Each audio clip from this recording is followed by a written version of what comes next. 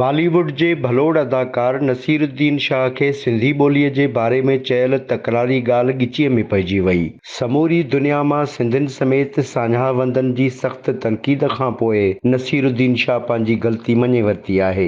नसीरुद्दीन शाह कुझु ॾींहं अॻु पंहिंजी नई फिल्म ताज जे प्रमोशन लाइ हिकु इंटरव्यू ॾींदे चयो हो त पाकिस्तान में हाणे सिंधी ज़बान न पई ॻाल्हाई वञे। नसीरुद्दीन शाह चयो त पाकिस्तान में उर्दूअ वांगुरु पंजाबी ज़बान बि घणी ॻाल्हाई वञे थी। पाकिस्तान में पश्तो, बलोची, दरी ऐं सराइकी ॿोलियूं बि ॻाल्हायूं वञनि थियूं। बाक़ी यकीनन सिंधी ॿोली हाणे नथी ॻाल्हाई वञे।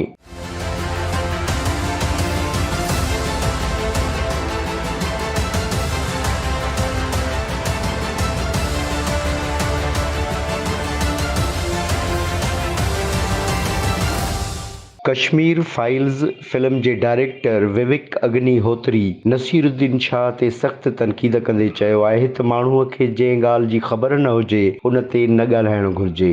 दीवान सचल नाले हिकु ट्विटर सारिफ़ चयो त सर तव्हां सिंध अचो त तव्हांखे ग़लति साबित कयूं। सम्झ में नथो अचे त हिन खे इहो ख़्यालु किथां आयो त पाकिस्तान में हाणे सिंधी नथी ॻाल्हाई वञे।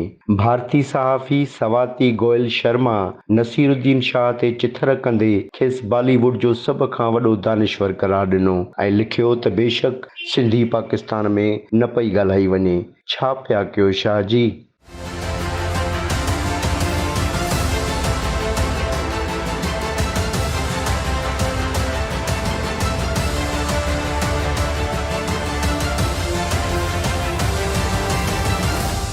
हिकिड़े सिंधी ट्विटर यूज़र त चिथर कंदे लिखियो त हा असां ख़तम थी विया आहियूं ऐं मां मोहन जो दड़ो जे क़बरुनि मां ट्वीट करे रहियो आहियां। सिंधू दरिया 1000 साल अॻु ख़ुश्क थी वियो हो। पाकिस्तान में सिंधी न पई ॻाल्हाई वञे। हिते हाणे चीनी ऐं अर्दुलिश ॿोलियूं ॻाल्हायूं पियूं वञनि। सिंधी सहाफ़ी विंगस लिखियो त केरु नसीरुद्दीन शाह खे वञी सम्झाए त सिंधी ॻाल्हाई वञे थी ऐं असांखे सिंधी मीडिया बि आहे ऐं असां सिंधी अदब पढ़ूं था।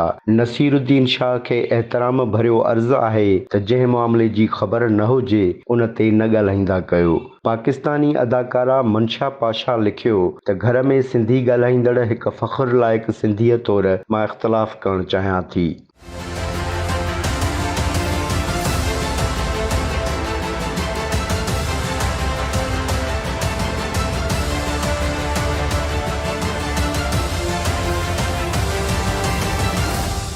सोशल मीडिया ते सख़्त तनक़ीद खां पोइ नसीरुद्दीन शाह पंहिंजी ग़लती त तस्लीम कई आहे पर गॾोगॾु इहो बि चयो आहे त इन मामले खे गैर ज़रूरी तौरु इशू बणायो वियो। नसीरुद्दीन शाह पंहिंजे इन इंटरव्यू में मराठी ॿोली जे बारे में बि ग़लति बयानी कई हुई। उमेद आहे त सिंध वासियुनि जे सख़्त रद्दअमल खां पोइ नसीरुद्दीन शाह साहब जा होश ठिकाणे अची विया हूंदा ऐं हू आईंदा कंहिं बि मामले ते मालूमात हुजण खां सवाइ ॻाल्हाइण जी ग़लती न कंदो।